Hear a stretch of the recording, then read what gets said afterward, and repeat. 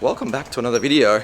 So today I want to talk about an issue that I had with one of my cars and the importance of being able to fix your cars quickly, cheaply, and reducing downtime and getting them back on the road as quick as you can, because ultimately if your car's not available, you're not making money. So the issue that I had is on my Mitsubishi ASX, and as I'm pulling the fuel cap wasn't releasing. Now this sounds like an easy fix. I had no idea, I'd never done one before. Never had that issue before on one of my cars. So I had to have a look at that. First thing I'd do was go to YouTube and try to find a video. I couldn't find one. So I figured I might as well film one and go through that process as well. But while I'm here, I want to talk about the importance of getting these things done swiftly and the most cost-effective way you can. Obviously I have an advantage where I have a mechanical workshop, and that advantage allows me to get these jobs done quickly and cheaply with all the right tools. We have all the gear here as well. If you don't action those small maintenance issues very quickly, you're then risking yourself getting a poor review. And as you know, reviews are everything. If you have poor reviews, your chances of converting that customer who's searching that car into an actual paying booked customer is a lot less. So it's essential that you're getting those jobs done. Even though they're small maintenance jobs, you cannot risk having a small issue like that. So taking the time to ensure that your car is in excellent working condition is a massive advantage and something you need to take very seriously. Not everyone's going to have a mechanical workshop where they have the ability to get this work done. But for simple things like a fuel latch or small maintenance tasks, I think it's very important that you learn these things yourself and take the time out of your day, or do it at night when the car isn't booked out, and you take the time to learn these things. YouTube is your best friend. There's pretty much a video for every single issue on every single car, although not a Mitsubishi ASX fuel cap not working video. But I'm going to fix that today. So I think it's essential that you learn these things yourself, because if you were going to put that into a workshop, you potentially a week or two to get it into the shop.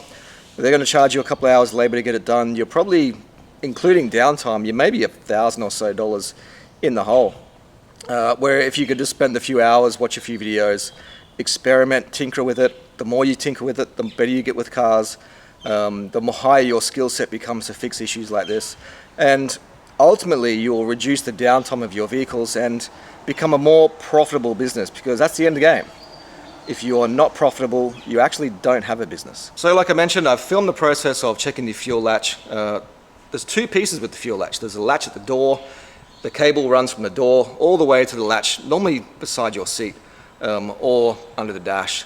And those are the 2 points that either stretch, break, or become disconnected. So I'm going to show you this video. Stick around if you can. I appreciate the support.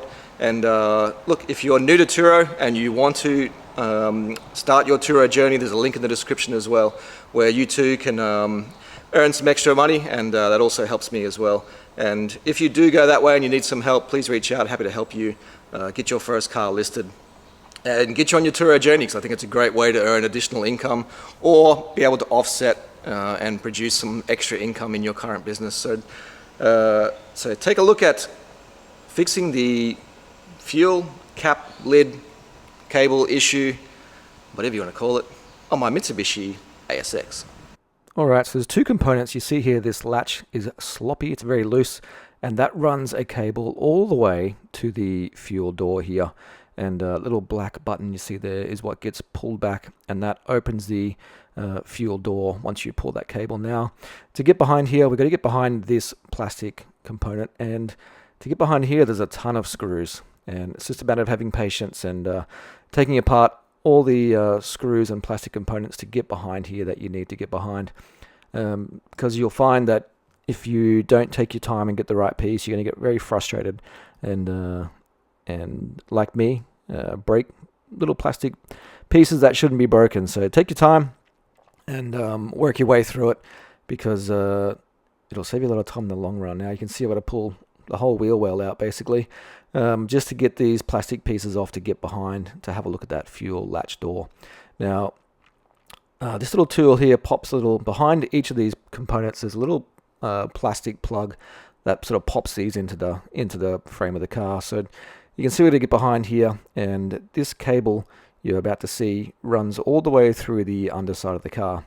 And it's held together into that door latch by that little clip. And what had happened, it had popped off that piece there, and that's why it was loose. It had popped off on both ends. So just a matter of getting behind there, putting it back into where it needs to be, and that'll ensure that the door is functioning correctly. And then back to the front of the car, pull that little screw off, and you can see the little ball bearing, and next to that little plastic piece of what had fallen off as well. So put them back together, test those pieces, and your fuel door should be fully functioning.